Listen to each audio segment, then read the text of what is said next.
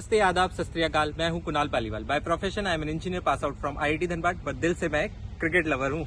तो चलिए आज बात करते हैं इंडिया अफगानिस्तान के मैच के बारे में, जो कि कल होना है। जानते हैं कैसी है इंडिया की तैयारी और क्या चैलेंजेस अफगानिस्तान पोज कर सकती है इंडिया के सामने। स्टार्ट करते हैं एक फन फैक्ट के साथ। ये ऑस्ट्रेलिया की वर्ल्ड कप में चेन्नई के ग्राउंड में पहली हार थी जो कि भारतीय टीम ने उन्हें थमाई है। अब बात करते हैं इंडिया अफगानिस्तान के मैच के वेन्यू के बारे में। जैसा कि हम जानते हैं कि दिल्ली ट्रेडिशनली एक स्लो और टर्निंग पिच रहा है, बट जैसा कि हमने पिछले मैच में देखा था जो कि साउथ अफ्रीका और श्रीलंका के अगेंस्ट हुआ था, वहां पे काफी वर्ल्ड रिकॉर्ड्स टूटे थे किसी भी एक वर्ल्ड कप मैच में। साउथ अफ्रीका पहली ऐसी टीम बनी थी जिसके 3 बैट्समैन ने सेंचुरी लगाई थी। वहीं माकरम ने फास्टेस्ट वर्ल्ड कप सेंचुरी लगाई थी इस ग्राउंड पे।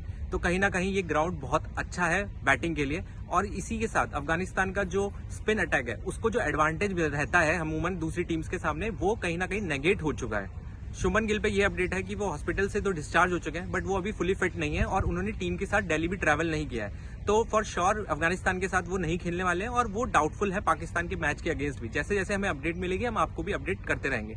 तो ओपन करेंगे ईशान किशन।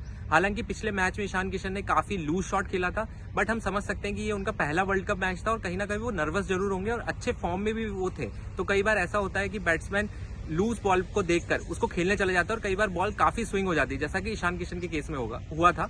तो मेरी चॉइस ईशान किशन रहेंगे। अगेन जैसा कि हमने पिछली वीडियो में डिस्कस किया था कि कुछ सूर्य भाव के फैन बोलेंगे कि सूर्य कुमार यादव को मिडिल ऑर्डर में ट्राई करना चाहिए, बट मेरी चॉइस ईशान किशन रहेंगे और आई होप कि टीम मैनेजमेंट की भी चॉइस यही रहेगी।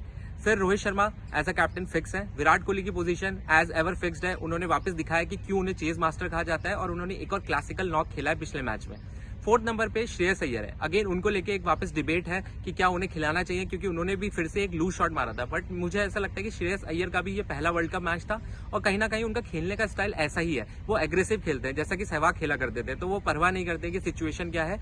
और कहीं ना कहीं ये एक सोच मुझे पसंद आई क्योंकि उन्होंने अपना नेचुरल गेम खेलने की कोशिश की, चाहे टीम सिचुएशन दबाव में थी। हालांकि कुछ लोग कहेंगे कि उन्हें सिचुएशन के हिसाब से खेलना चाहिए था। हाँ, शायद शॉट सिलेक्शन कुछ डिफरेंट हो सकता था, बट क्योंकि उन्होंने एग्रेसिव अप्रोच दिखाई, ये मुझे बहुत पसंद आया। तो श्रेयस अय्यर मेरे 4th नंबर पे रहेंगे। 5th नंबर पे क्लासिकल राहुल रहेंगे। उन्होंने अगेन बहुत अच्छी इनिंग्स खेली, innings of a life time भी कह सकते हैं। जैसा कि हर बच्चा बड़े होते हुए सोचता है कि वर्ल्ड कप में मैं भारतीय टीम के लिए एक बहुत ही अच्छी इनिंग खेलूंगा, एक यादगार पारी खेलूंगा, वैसा ही कुछ केएल राहुल ने किया उस दिन। हालांकि वो सेंचुरी से चूक गए, बट कहीं ना कहीं वो बहुत ही इंपॉर्टेंट था, सेंचुरी से भी ज्यादा वो नॉक। अगर वो आउट हो जाते वहां पर तो हार्दिक पांड्या होते और शायद ये मैच इंडिया हार जाता। तो 5 पे केएल राहुल रहेंगे। नंबर 6 पे हार्दिक पांड्या रहेंगे। उन्होंने बैटिंग में आके अपना एग्रेसिव मोड दिखाया और बॉलिंग भी उन्होंने काफी डिसेंट की। हालांकि वो थोड़े से महंगे रहे, बट बॉलिंग डिसेंट थी और इस पिच पे फास्ट बॉलर्स की जरूरत पड़ेगी इंडिया को। तो Hardik Pandya is the obvious choice at number 6।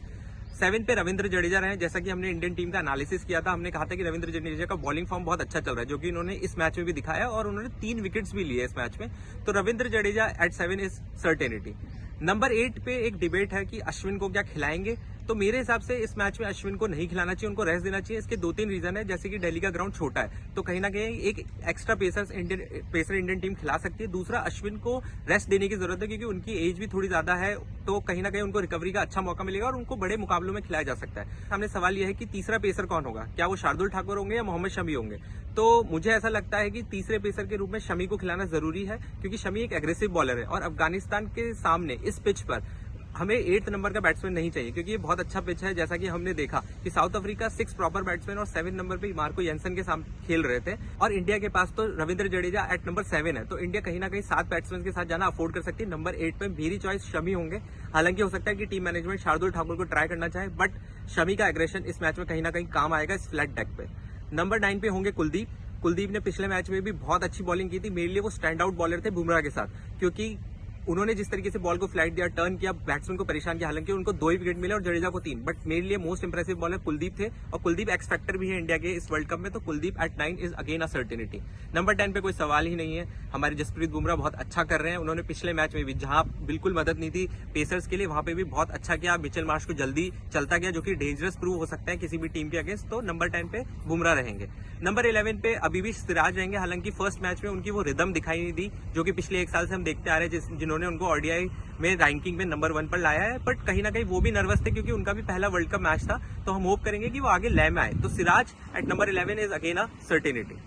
कर लेते हैं अफगानिस्तान की। अफगानिस्तान का पुराना कुछ फॉर्म कुछ खास नहीं रहा है। हालांकि पिछले वर्ल्ड कप का अगर हमें मैच याद हो तो एक बहुत ही क्लोजली फॉट कॉन्टेस्ट हुआ था इंडिया और अफगानिस्तान के बीच में, और अफगानिस्तान सिर्फ 11 रन से हारा था और शमी को एक हैट्रिक लेनी पड़ी थी इंडिया को जिताने के लिए। तो कहीं ना कहीं अफगानिस्तान की एक बहुत अच्छी क्रिकेटिंग टीम है, बट पिछले कुछ समय से अगर हम देखें तो उनका फॉर्म कुछ खास नहीं रहा है। एशिया कप में भी वो सुपर 4 में नहीं पहुंच पाए थे, और लास्ट मैच भी जो उनका बांग्लादेश के अगेंस्ट हुआ था वहां पर भी उनका प्रदर्शन कुछ खास नहीं रहा था। कहीं ना कहीं अफगानिस्तान की बैटिंग थोड़ी सी कमजोर है। अगर हम पिछले कुछ टाइम में उनका रिकॉर्ड देखें तो 50 ओवर्स गेम में उन्होंने कभी भी पूरे 50 ओवर्स नहीं खेले हैं। लास्ट मैच में भी वो 36 ओवर्स में ही ऑल आउट हो गए थे। ऐसे ही वो 40 ओवर्स, 42 ओवर्स, 35 ओवर्स में ऑल आउट हो जाते हैं। हालांकि उनका रन रेट उन ओवर्स में काफी अच्छा रहता है, बट चूंकि वो ऑल आउट हो जाते हैं तो स्कोर इतना बड़ा नहीं हो पाता है। और कहीं ना कहीं उनकी बॉल जो कि उनकी स्ट्रेंथ है उसको कहीं ना कहीं चांस नहीं मिलता है प्रॉपर फाइट देने का दूसरी टीम को। तो अफगानिस्तान की बैटिंग एक कंसर्न है जिसका फायदा इंडिया उठा सकती है। अगेन जैसा कि हमने बोला कि शमी को लेना चाहिए प्लेइंग में, तो अगर इस फ्लैट डेक पे इंडिया उनको 200 सवा 200 पे आउट कर देती है तो इंडिया आसानी से ये मैच जीत सकती है इस पिच पर।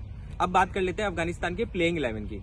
तो उनके ओपनर्स मोर और लेस सेटल्ड हैं, गुरबाज और जादरान से मैं बहुत इंप्रेसिव हूँ। जादरान बहुत ही क्लासिकल प्लेयर है। एक और प्लेयर है ऐसे बांग्लादेश के लिटन दास जो कि ऐसे ही क्लासिकल है। तो जादरान के जब मैंने पिछले कुछ मैचेस देखे हैं मैं बहुत ही इंप्रेस हुआ हूँ। ऐसा लगता है कि वो किसी भी बॉलर को किसी भी गेंद को स्टेडियम के बाहर पहुंचा सकते हैं। तो जादरान पे बहुत कुछ निर्भर करेगा। नंबर 3 पे होंगे रहमत, नंबर 4 पे होंगे उनके कैप्टन शाहिदी, नंबर 5 पे होंगे नाजिबुल्ला, नंबर 6 पे होंगे उनके सुपरस्टार नाबी जो कि बॉलिंग भी बहुत अच्छी कर लेते हैं, नंबर 7 पे होंगे अजमतुल्ला, नंबर 8 पे होंगे राशिद खान हमारे प्यारे, नंबर 9 पे होंगे मुजीबुर रहमान, नंबर 10 पे होंगे नवीन उल हक।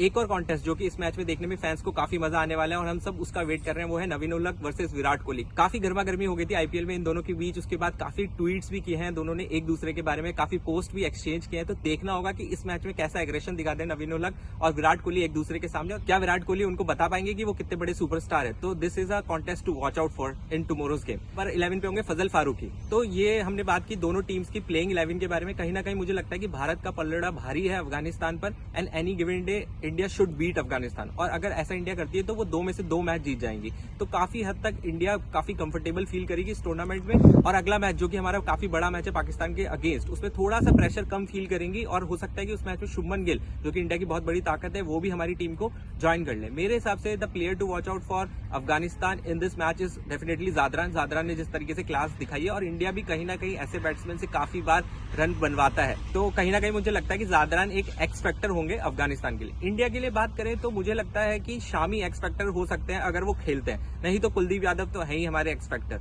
तो ये था इंडिया वर्सेस अफगानिस्तान के मैच का प्रीव्यू। आपको ये कैसा लगा हमें बताइए कमेंट सेक्शन में। अगर अच्छा लगा है तो लाइक शेयर एंड सब्सक्राइब कीजिए, और हमें बताइए कि हम और किन चीजों पे टॉपिक्स पे वीडियो बनाएं और क्या क्या सजेशंस हैं हमें वीडियो को इम्प्रूव करने के लिए। जय हिंद, जय भारत।